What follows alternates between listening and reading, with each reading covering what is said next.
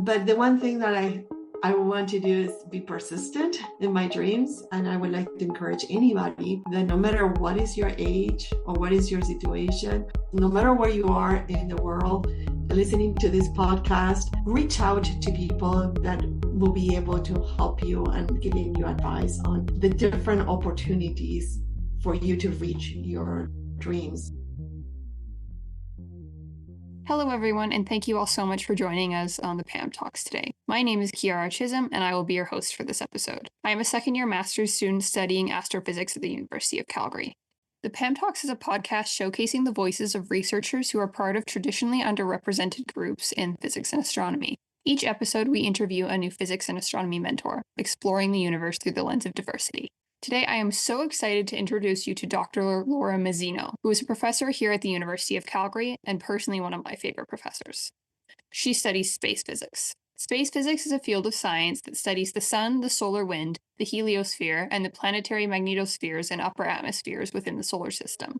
Dr. Mazzino's journey through the realm of space physics has taken her from her childhood home in Argentina to NASA and now to the University of Calgary.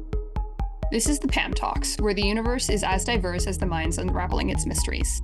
Coming up next, my interview with Dr. Mazzino.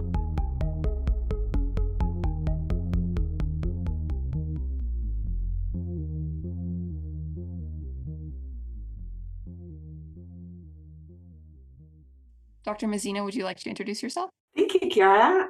It's lovely to be here with you today. I'm very excited. I'm Dr. Laura Mazzino.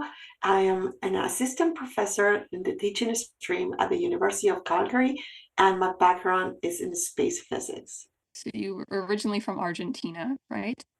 Yes, I was born and raised in Buenos Aires to a very humble family. My childhood, it was very difficult because of these humble origins. And for me, working at NASA was a very, very far shot dream. And my father took me to the planetarium of Buenos Aires when I was 8. And that's when my dream to work at NASA was born and to do space physics. So when I got to go to the NASA facilities to test the different payloads for the high altitude balloon payload program and others, it was amazing. I couldn't believe it that I had made it. So inspiring to know that there are people out there who, despite all odds, do manage to make their dreams come true. Yeah, it was a long road, Ciara. I'm not going to lie to you. I grew up with a shelter insecurity and food insecurity. So I rely on doing well in the school to get scholarships to be able to finish high school. My parents actually didn't finish middle school, both of my parents. So I was the second in my family after my brother to finish high school. So there were not big expectations in terms of academics. When I graduated from high school, I did not have the means to study any place in the world. At that time, Argentina didn't have a space physics program. So it was practically impossible to access a university that will teach space physics. The one thing that Argentina has, they have a special university for teachers. So by 19, I was an elementary school teacher in Argentina, finishing the University for Teachers program. And I saved money for about 9 years to go to the United States to start my bachelor's in physics when I was 28 years old. And I finished my PhD at 41 years old, which it is like very late in life if you think about it. But the one thing that I want to do is be persistent in my dreams. And I would like to encourage anybody that no matter what is your age or what is your situation, hold on to your dreams and keep on going. I personally am very thankful and grateful to all the people that helped me, especially the people in the universities and at NASA. Every time I reached out and I asked people, how would I do this to be able to achieve my dreams? Everybody was super, super, super supportive, and they gave me great practical advice that helped me to go to the next step. So coming out of my bachelor's back in 2005, I reached out to a professor that had contacts with people in NASA. So I gave him my resume, and I got a big rejection from the person from NASA, an email that says she has great academic achievements, but her programming skills are very weak. And at that time, I didn't know that in order to succeed in space physics, you do have to have amazing programming skills. So even though it was a rejection, actually the feedback sent by this person was very helpful, because at that time I knew that if I wanted to go into space physics and work one day for NASA, I needed to improve my programming skills. And I put hands to work and I took care of that right away.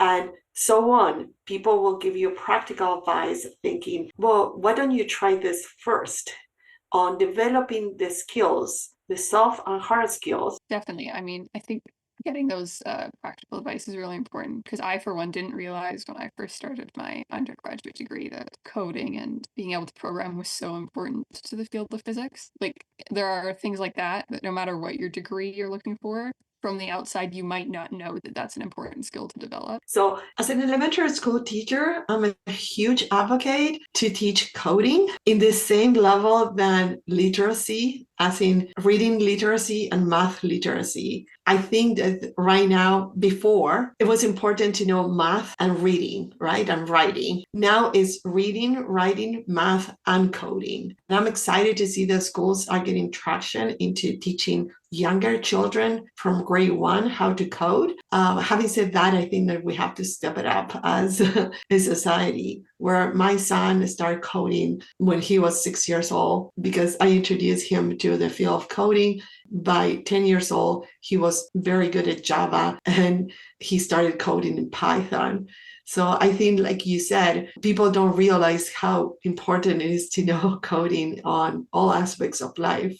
Yeah, for sure. It's definitely becoming a much more prevalent skill that is required in all fields, for sure. Yeah, I would like to encourage people to reach out. I used to have a web page and I got requests from all over the world for advice on how to go into space physics. I have the story of a gentleman that messaged me from Nigeria, and he put his phone number, and I didn't know if this was for real or not. So I called him, and he was for real. He was a master's student and he really wanted to go into space physics, but he didn't know how. So I sent him a whole email on the different types of scholarships that he can access on different institutions around the world. So long story short, he just finished 2 years ago his PhD in space physics in the UK, met his soulmate in the program, who is an astrophysicist. They got married recently, and his whole life changed by reaching out to somebody that can give you some advice on how to start. Sometimes life is challenging. No matter where you are in the world, listening to this podcast, you will have your own situation. Reach out to people that will be able to help you and giving you advice on the different opportunities for you to reach your dreams. Yeah, I think reaching out and asking for advice is definitely one of the most important things we can do. If we don't know where to start, that can give you the first step. So I know that astronomy or astrophysics is different from space physics, but could you expand for those of us who don't exactly know the difference? Yeah, the study of space physics is the study of the environment between the sun and the earth and the planets within the solar system. And astronomy studies the constellations and the stars farther away in the galaxies and in deeper space. The space physicists will focus on plasma in the space environments, the space weather that these planets might have, and the interaction of the plasma waves in this space. So there's a big difference there. One is looking at how the sun interacts more so with our planets, and astronomy more so looks at all the things that are much farther away, like stars and galaxies. And you mentioned something about space weather. What exactly is that? Yeah, space weather studies like the interaction of the solar wind coming from the sun and how that solar wind might affect the space surrounding the planets, all the planets in the solar system, and what is the effects that this phenomena has on the atmospheres of these planets. Oh, okay. And just for those who aren't quite as familiar with astronomy and physics in general, could you describe what the solar wind is? It's the particles that are blown off the sun, right? That's right. The sun is a star and it has a magnetic field. The magnetic field of the sun is very complex. There is an 11-year solar cycle that comes from this activity in the sun's magnetic field. And depending if we are in the solar maximum or solar minimum of this solar cycle, the sun is a little bit more active in the solar maximum. So what happens is that when the sun is active in the solar maximum, these solar storms get more frequent and they produce more high energy particles that travel through the solar wind to impact different atmospheres in the planet. So we see auroras in Jupiter, as well as the Earth. For example, Mars has a very weak magnetic field, so we don't see that much interaction. And one of the speculations is that perhaps Mars, if it had a stronger magnetic field, it will be more Earth-like. The problem is that this solar wind is blowing out any Earth-like atmosphere that Mars could have had because it didn't have the protection of a strong magnetic field like the Earth. Yeah, so you could almost say that the magnetic field is like a visor to catch the spit from the sun, then, I suppose. Absolutely, absolutely. It's like a windshield. You know, when you go in your car and you're driving in a dirty road and your windshield is going to catch all these dust particles that are coming towards you, right? So the Earth magnetic field acts like this bubble that will protect us from those high-speed particles that come from the sun. So the magnetic field of the Earth, it can be seen as a dipole that looks like a butterfly, but because of this influx of solar wind, it gets compressed in the day side, which is the part of the Earth that is facing the sun, and it gets stretched like a big tail, like a tail of a comet, in the night side, which it is the part of the Earth that is facing away from the sun. So what happened is that there is a phenomenon called reconnection in the tail of the magnetic field of the Earth, where the solar particles actually can penetrate into the magnetic field of the Earth, producing all kind of very interesting phenomena for me in terms of plasma waves. And some of them, they create the auroras. This is an area of expertise of other people in our department that is studying substorms and auroras. That's really interesting that the aurora is, at least in some part, created by the solar wind and the Earth's magnetic fields, sort of channeling them to the Earth.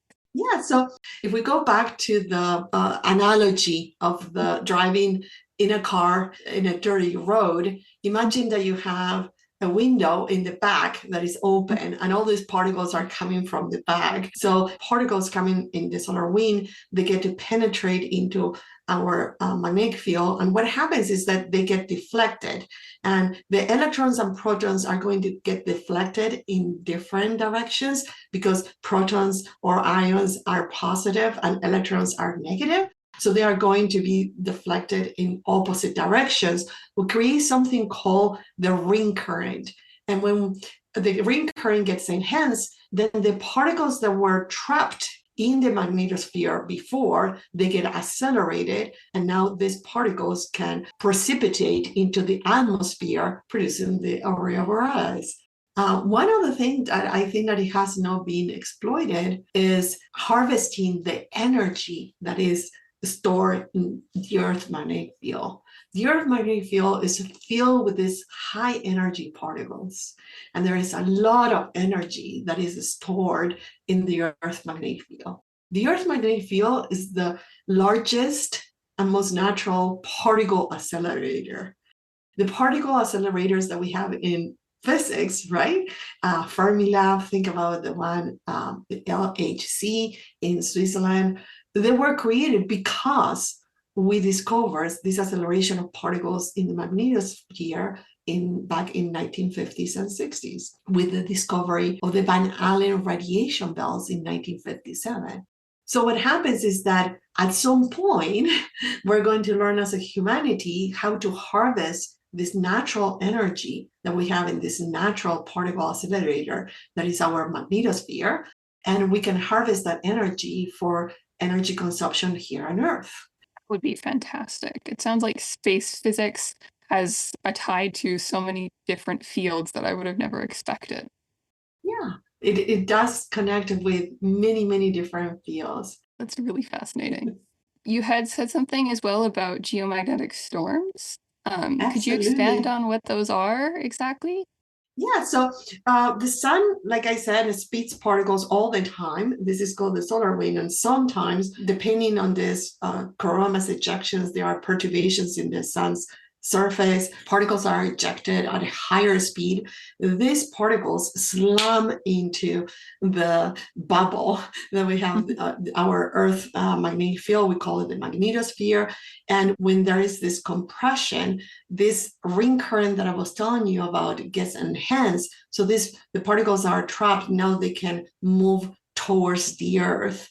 So these geomagnetic storms, they are perturbations on the particles in Earth magnetic field that produce all kind of interesting and some of them hazardous effects on our planet, right? In our life. Not a lot of people know that these geomagnetic storms have the potential to perturb our life and certain things. Like, for example, there was a big geomagnetic storm that occurred late in 1800s. And when this geomagnetic storm affected the Earth, the auroras were seen in Mexico and the telegraph lines caught on fire. So this was the largest geomagnetic storm recorded in history. And we call this the Carrington geomagnetic storm because Carrington was an amateur astronomer and he was the first one that made the connection with the solar flare that he saw in his telescope on the sun. And then 2 days later, he saw these effects on Earth with the telegraph lines catching on fire. That's a little scary, not gonna lie. Oh, I didn't know that the sun could be quite so hazardous to the Earth. So there was that one event, but that was obviously back when we didn't have quite as much technology. If we had another event similar to the Carrington event, how would that impact us today? Would that like shut down our entire power grid? If we had a Carrington event nowadays, it will be devastating for our technology.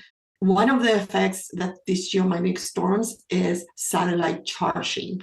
So if we had a Carrington event, a lot, if not most, of our satellites might be disturbed and even damaged. So imagine, all our satellites for internet or telecommunications might be wiped out by a Carrington event. Another thing is that we have a large power grid, which we depend on. There was a severe geomagnetic storm for current standards that happened in the 1980s.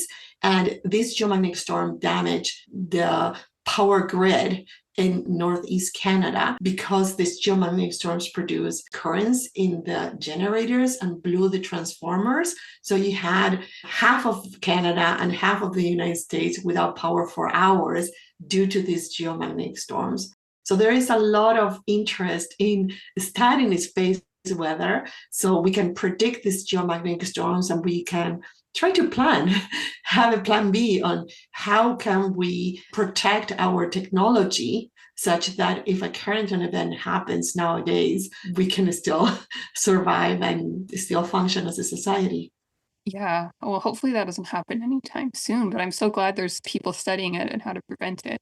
Because it sounds like the solar wind and the geomagnetic storms can affect everything from satellites, which is everything from your cell phone to, I'm sure there's many far-reaching implications of all the satellites going down that I can't think of right now. Well, think about the astronauts in the International Space Station, for example. So when you have an astronaut that is, even if it is in near Earth orbit, they would receive this radiation, right? So Yes. it will be very hazardous for astronauts in space. We also have something called polar flights when we have airplanes going over the North Pole. So if there is a geomagnetic storm, now everybody in the plane, and especially the pilots who are exposed to more radiation, they will receive a higher dose of radiation. And this is the reason the pilots carry a dosimeter, so they can collect this data on how much radiation is coming when they are flying. There are all different kinds of effects on our Earth and our life here on our planet that is affected by the geomagnetic storms. So clearly, it's very important for us to be studying this area. It affects everyone. It's sort of an invisible string that kind of connects us all together. Let's maybe talk a little bit more about your research. Is there like a specific area of research in space physics that you study? Yes, of course. So the study of space physics is very broad. It studies all the space between the sun and the planets and all these tiny particles, ions and electrons, and how they interact with different planetary environments. Within there, you have different plasma waves. I analyzed the solar wind, more specifically, a type of wave that is called ultra low frequency waves in the range of 0.5 to 5 millihertz. I also analyzed how these plasma waves in the solar wind produce something called field line resonances on Earth's magnetic field. A field line resonance in the magnetic field is a plasma string. Imagine this as the string of a guitar. I'm a musician and I play guitar. So when you have a string that is fixed in both points, you have something called a standing wave. So what happens is that you have this field line resonances in Earth magnetic field that are standing plasma waves that get excited by these plasma waves coming from the solar wind. So my research on how many of these ultra low frequency field line resonances on Earth are produced directly by this ultra low frequency waves coming from the solar winds. So putting this poetically will be how the sun plays music with Earth, how the sun is exciting the strings on Earth. Well, that's so cool. I love that analogy. The sun is the Earth's instrument, I suppose you could say. That's right, where the sun is, like the solar wind is kind of like the hands and it's moving the strings on Earth magnetic field. Which it is interesting is that when you have this standing waves, you can accelerate these particles to much higher energies. So this is where I was going before when I was saying about how to harvest that energy. If you can predict these field line resonances, then you have an energy production that can be harvested. That's really interesting how we might be able to use that possibly to store energy in batteries or something like that, hopefully, and then be able to use that in the future in the same way that we use solar panels. Another thing that I focus on my research would be how these plasma waves in Earth magnetic field accelerate particles that precipitate into Earth magnetic field. So I spent a year and a half in Belgium after my master's doing research at the Center for Space Radiations, where I was looking at the particle precipitation, more specifically high energy electrons being excited by these plasma waves and how they precipitate into Earth's magnetic field. So it sounds like you've actually lived all over. Or how did you come to be at the University of Calgary as a professor? At my third year of my bachelor's in physics, I attended a conference where I met a group of scientists from the University of Louisiana at Lafayette, and one of them worked at NASA. And my long dream was to work at NASA. So I decided to do my master's in the University of Louisiana at Lafayette with this professor that he participated in a project called HASP, High Altitude Space Payload, creating detectors that can be placed in high altitude balloons launched by NASA. So that was really appealing for me. And I was sent to Marshall Space Center to study with NASA scientists. So it was really exciting to go to Marshall Space Flight Center, as you can imagine. A little girl from Argentina, that was a great dream. So when I finished my master's, I got a job at the Center for Space Radiation under a contract with the European Space Agency doing research. It was at the Center for Space Radiations that I was actually hired to help on the development of the detector, but I got more attracted to do analysis on particle precipitation. So I started digging into the space physics field, and that's where I was hooked.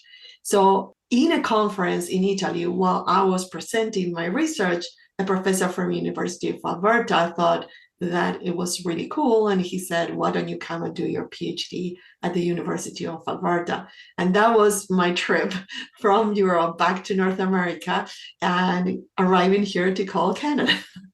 When I was doing my PhD at the University of Alberta, I got to interact with an amateur balloon team. It's called BEAR. And these are radio aficionados that they like to launch weather balloons just for the fun of it. I got hooked with that idea and I thought, this will be amazing for us to launch low-cost balloons to test detectors and do science. The NASA balloons are very costly. They can carry about 2 metric tons of payload. Well, the weather balloon is limited to 1 kilogram. So the cost of these balloons are under $1,000 per launch. So I founded the University of Alberta High Altitude Balloon Program, where we will go to schools and do outreach, but also we will put parts of detectors or mini detectors that we can collect data for these particles and waves that you can detect with high altitude balloons. And one professor from the University of Calgary, Dr. Kali, he was developing a project with high altitude balloons. These balloons carry payloads of 70 kilograms. They are taller than the Calgary Tower. They are very long, and they require a high infrastructure to be launched. And he was hiring a postdoc. So I got to interview, and I was super lucky that Dr. Kali decided to hire me to work as his postdoc. And that's how I arrived at the University of Calgary. That's so cool. You had talked about high altitude balloons previously. Could you just tell me what exactly those are? Are they like really intense hot air balloons? Hot air balloons go about 500 meters or so from the ground. These high altitude balloons, they go all the way to 30 kilometers above the ground, even sometimes higher than that, to 35, 37 kilometers high. So just to give you an idea, an airplane goes at an altitude of 10 kilometers above the ground. There are all different sizes of balloons. You have the little balloons, I call them the baby balloons. These are the weather balloons. Atmospheric scientists, they launch these balloons twice a day, pretty much on any weather station. They are about 1 meter diameter in size. And like I said, they carry very small payloads, 1 kilogram.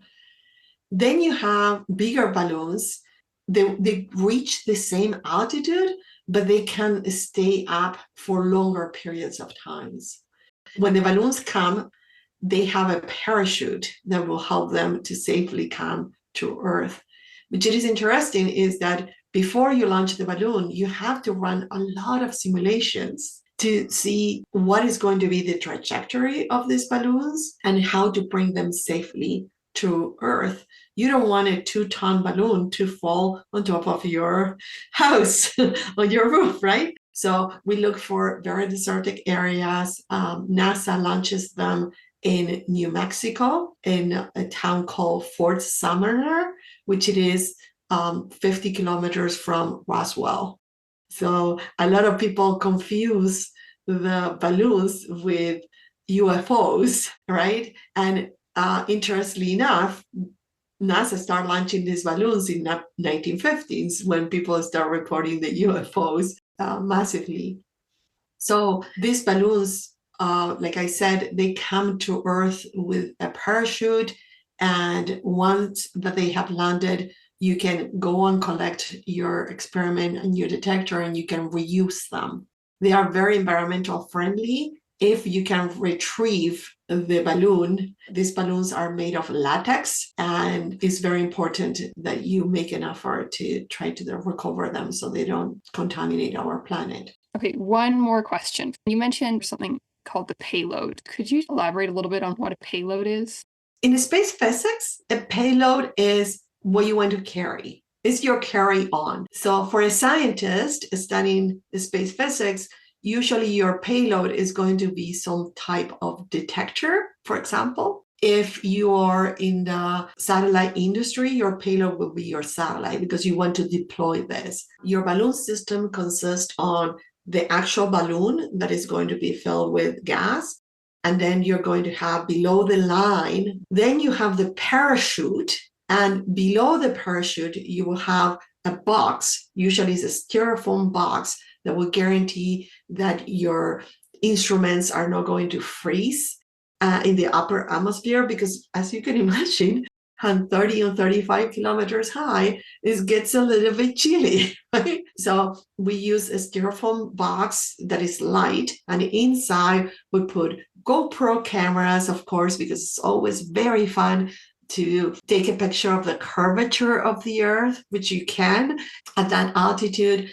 Sometimes I put tedonauts, which are teddy bears that go into upper atmosphere. Sometimes I put student notes. I do this outreach with schools where the children, they make little astronauts in paper and they put their pictures, and then I take the pictures of them on with the curvature of the Earth. And inside of the styrofoam, more importantly, we put either a small detector, or sometimes we put even parts of a detector that we want to test for thermal testing or vibration. Something very important before launching a balloon, high schoolers, amateur people, they like to launch this low-cost weather balloons because they are affordable, because you can put a GoPro camera and take pictures. Lego Man comes to mind. I will encourage everybody listening to the podcast to look at the Lego Man, two high school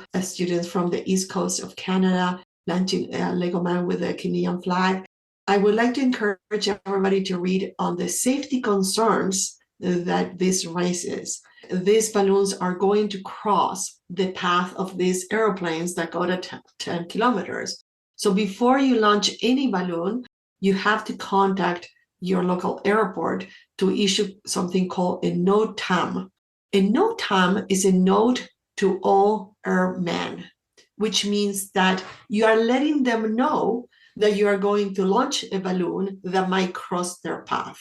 So we live here in Calgary, right? And we like to go to Banff, which is a city that is close by with mountains, great ski, lakes, and so on. So let's say that you decide that you want to go to Banff, and the road is about 45 minutes, 1 hour, and you are going to go at night, okay? If I tell you that at 2:30 a.m., there's going to be a large moose that is going to cross the road and is going to be red, you're going to be at the lookout of this moose. Moose, for anybody listening around the world, is a large animal that if you crash, it will produce damage. So if you are in the lookout, you will be diligent to try to avoid the crash. In the same token, when we launch a balloon of any side, we send a NOTAM to all Earthmen to let them know that we are launching a balloon that is this dimension, that the parachute is of this color. We usually put the parachutes in bright colors so any pilot can see it. So now the pilot that is going to have a flight that goes through that path is going to be at the lookout. A strike of a balloon to an airplane, it will be catastrophic. So it's very important that anybody that would like to do this activity, that makes sure that understands the risk associated with it, and to be diligent to do this in a safety manner. Yeah, for sure. There's definitely a lot of things you got to think about before you just launch a massive balloon into the sky and hope nothing bad happens. Well, thank you so much for introducing us to the topic of space physics and telling us what you do and your journey from your humble beginnings all the way to your now teaching professorship at the University of Calgary. Absolutely. Thank you very much for having me, Ciara, on the podcast. Wish you good luck.